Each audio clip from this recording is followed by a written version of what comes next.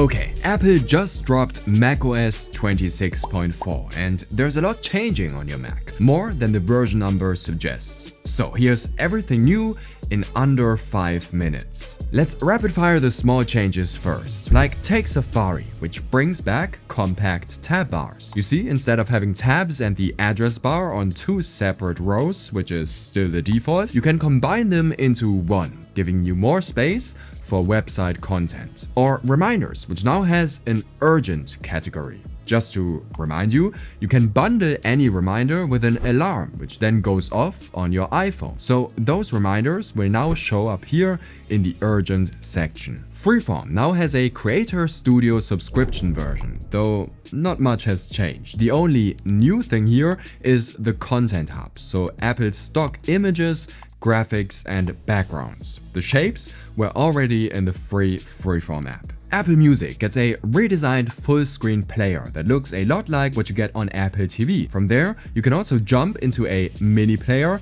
which is also new, with the option to show lyrics, the up next queue, plus a larger artwork. And this is new, but one quick tip: in the Apple Music settings, under Advanced, you can pin the mini player to keep it on top of your other apps. Now, before we get to the more significant changes of 26.4, here are 6 brand new emojis we're getting. Wow. Priorities.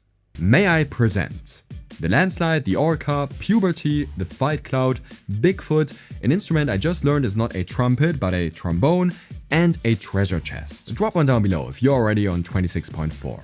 Okay, Apple's been giving us more and more battery health features for a while now, with things like optimized charging and battery capacity insights. Now, macOS 26.4 brings another one over from the iPhone, because on your MacBook, you can now cap charging at 80% or higher. You see, this could help preserve battery life. Because you probably already know this, but lithium-ion batteries, like the one in your MacBook, degrade more slowly when they avoid staying at very high or very low charges. The point being, this feature is especially useful if your MacBook's constantly plugged into your desk setup. Okay, moving on, there's no doubt that Spotlight Search is one of, if not the most useful macOS feature. But because it pulls search results from your entire Mac, plus the internet, it can get quite messy. That's why we could already prevent certain content or apps from showing up in Spotlight. Now, we can refine this even more by excluding specific file types like movies or PDFs, plus even block extensions like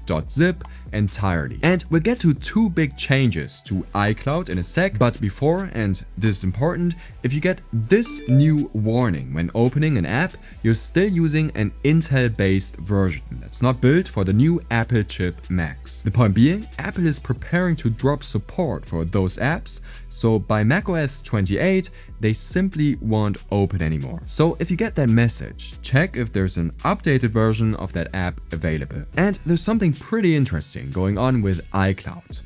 Well, 2 things actually. First, if you're on an iCloud family account and sharing purchases like movies or apps, each family member can now input and pay with a different payment method. Before, all members had to share the same one. Point being, you can finally buy the iBeer app without it showing up on your wife's credit card.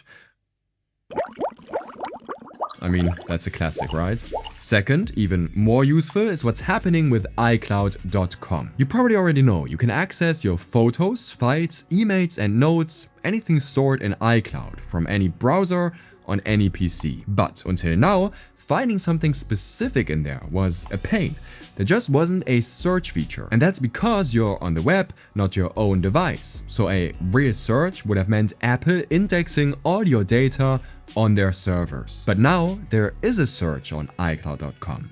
So what changed? Well, you can enable it in iCloud settings under data access. Here we can toggle allow search. And what this does is, if you, just for instance, search for a photo on the iCloud website, it sends the search request over to one of your Apple devices, like your iPhone, which indexes locally and sends the result back to your browser. Pretty clever. Just like watching this video next, where we break down everything you need to know about iCloud. Alright, short and sweet video for this one. I see you there. Thank you so much for watching and have an amazing day.